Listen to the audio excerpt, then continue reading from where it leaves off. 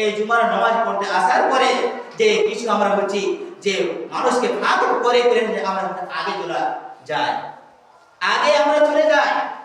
এই আগে যাওয়ার সম্পর্কে ভয়ানক শাস্তির কথা আল্লাহ রাসূল সাল্লাল্লাহু আলাইহি ওয়াসাল্লাম বলেছেন। এই কাজ করা যাবে না, কারণ এর হচ্ছে সব ছোট মোটো শাস্তির কথা আল্লাহ রাসূল সাল্লাল্লাহু আলাইহি ওয়াসাল্লাম বলেননি, অনেক বড় কথা বলেছেন। সে হাদিসটি সুনানে তিরমিজি হাদিস নাম্বার 513 নম্বর হাদিস। এই হাদিসে আল্লাহ রাসূল সাল্লাল্লাহু আলাইহি ওয়াসাল্লাম বলেছেন, মান হাত্তা রিকাবান নাসি ইয়াউমাল জুমআতি।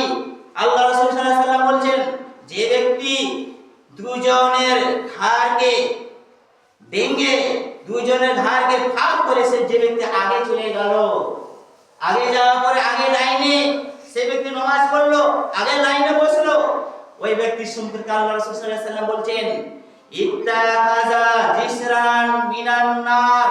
আল্লাহ রাসূল সাল্লাল্লাহু আলাইহি ওয়াসাল্লাম বলছেন যে তাকে জাহান্নামে নিক্ষেপ করা হবে।